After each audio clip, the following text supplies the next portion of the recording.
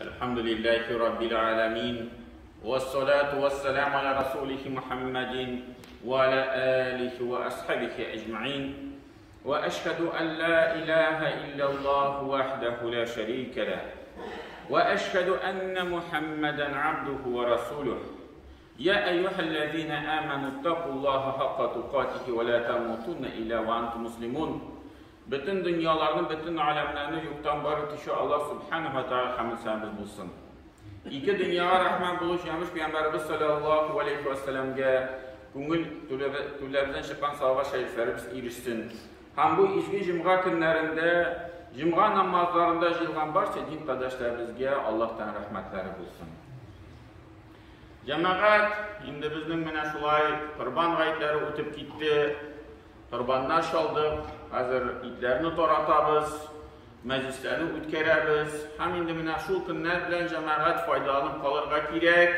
Mənə şul itlərini toratqanda, məclislərini o'tkərgəndə, indi eng birinchidən göz aldığımızda maqsadımız bulurğa tiyiş, şul sılatur rahim, tuğanlıq jiblərin nığıtu maqsadı bulurğa tiyiş. Mənə biz şul səbəblər bilən faydalanıb, məclislər yığanda kübrək tuğanlarını şaqırabız, kübrək şunday bir yaxın kişilərimizi şaqırabız, onlar bilən mənə şul ilm-təbiz tanıda nığısın. Həm Allah Teala Qur'anda nəsədi? İnna Allah ya'muru bil adli vel ihsani ve ita'i zil qurba.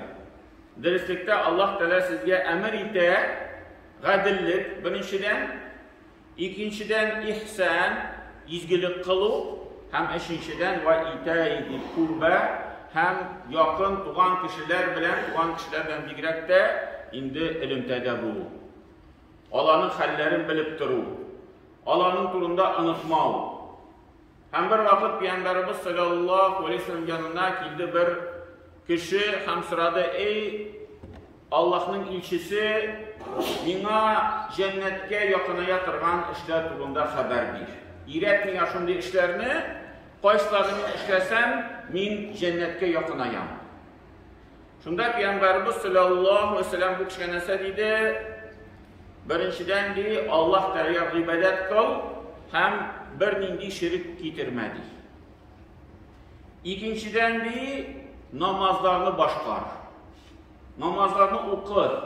Unutma, gününe 5 tapır namazlar okurga gerek. Namaz o, cennetke gülü aşkışı. Eğer de kişi 5 tapır namaz okuyken gününe, demek cennetke kire tırgan aşkışı anı bilen bulurga ümit var ikenligine. Eğer de kişi vakit tapmayken Allah tarafından önündeki 5 tapır gününe girirge, demek biz o kişinin cennet aşkışları yok. Ve ita'i zil kurba işinciden demekti ve tu'ti zekate. İşinciden zekat tüledir. Zekat tüle eğer de Allah Teala baylık birdi, mümkünçilik birdi, sen miskinlerin hakkını unutma. Miskinlerge de bir ilişni çıkar deyip Peygamberimiz sallallahu aleyhi ve sellem şu kişiye aytdı. Hem dörtüncü eş nəsə deydi? وَتَصِلُ الرَّحْمِ. Hem de tuğanlar bilen ilimtəni izmə. Tuğanlar bilen birgə bul deyil. Hem bir vakit Peygamberimiz sallallahu aleyhi ve sellem məşqəyə oturğanda, şu ayvağa siləyəndə aytıb jiberdi, bizning aramızda şu tuğanlıq jiblərini izgən kişilər oturmasın deyil. Eğer de bizim aramızda şunday kişi bulsa tırıp gitsin diye bizim meclisimizden. Şunda en kırıda oturgan bir il kişi tırdı da gitti. Onları ikinci günge tamam meşke bu kişi kilgeç, Peygamberimiz sallallahu aleyhi ve sellem bu kişini üzü yanına şakırı da sıradı. Kişi mene şunday söz etkenden sonra sen de tırıp gittin. Senden başka muhtemelen bir kim tırmadı. Sen yine de tırıp gittin. Niye sebepli değil? Benim bir apam var idi değil. Benim apam, indi ənimin şu sinlisi, yaki apası, həmul demine aşağınıb tıraydı deyir.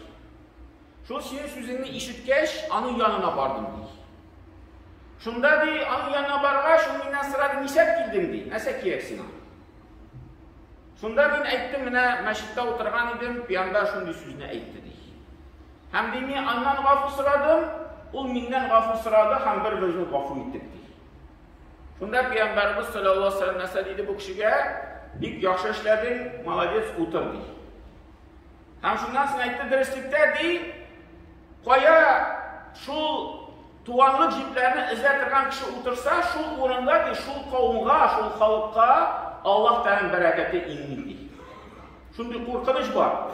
Шундый зур гынах ул Аллаһ Тәгалә кашында, хәтта теге ул кешегә генә зыян түгел, аның янында утыра торган кешегә дә зыян төшә икән. Хәтта Пәйгамбәр әйтте, андый кеше торып китсен моннан ди, утырмасын андый кеше монда булса ди безнең арабызда. Аллаһ Тәгаләнең бәрәкәте иңли икән шундый җиргә.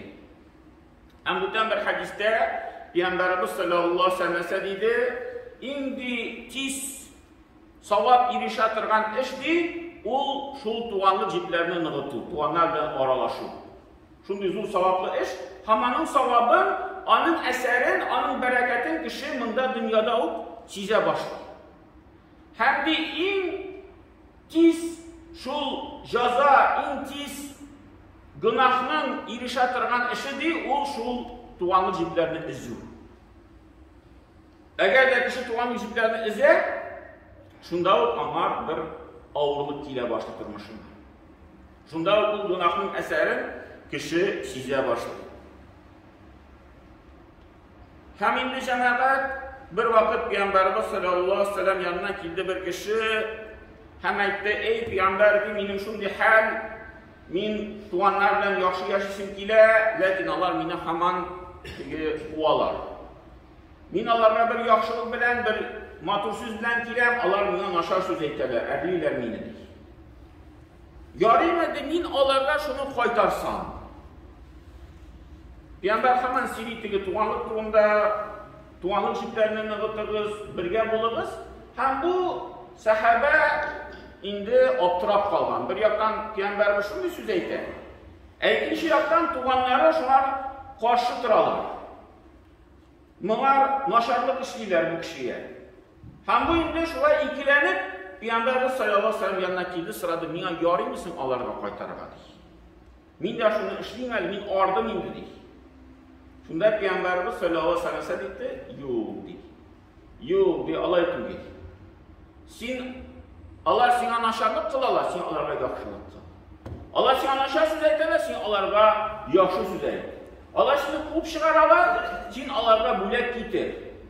Шундый хәлдә булганда ди, шул хәлне әгәр дә син дәвам итсәң, синең артында һәр вакытта Аллаһ Тәгаләдән бер сакчы булып торачак ди. Синең артында һәр вакытта фәрештә булып торачак ди. Шул эш сәбәпле. Әйе, бу яктан авырлык булыр. Әйе, туганнар белән шундый мөамаләне алып барырга авыр, ләкин икенче яктан бүтән эшләр сине җиңеләя. Синең заһир дип арта торучы бер сине яклаучы булып торачак дип Аллаһ Тәгалә шундый вәгъдә әйтте.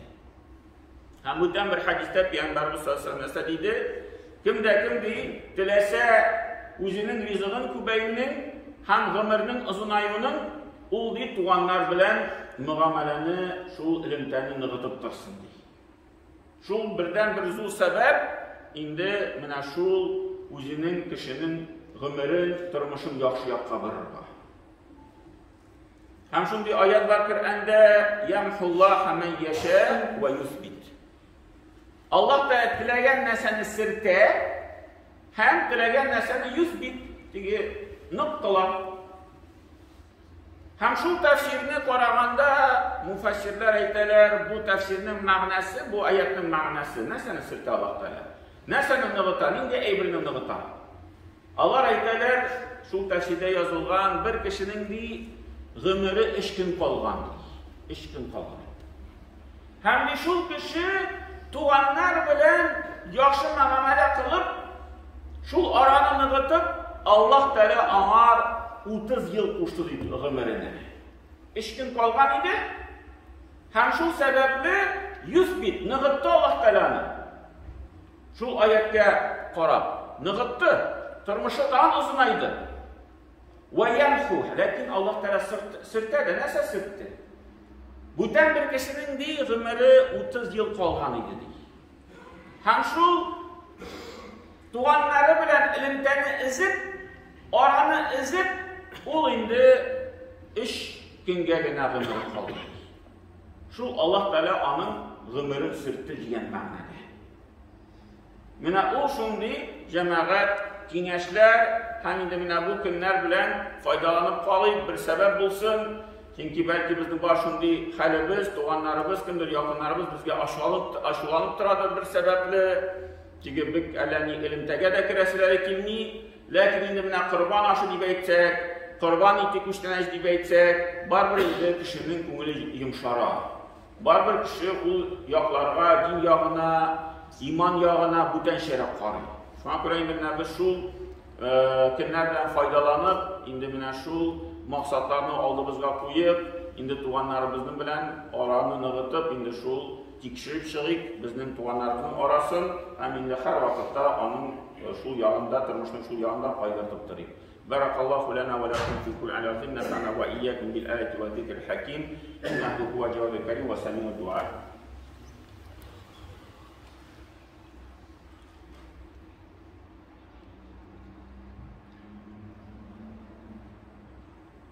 Gracias.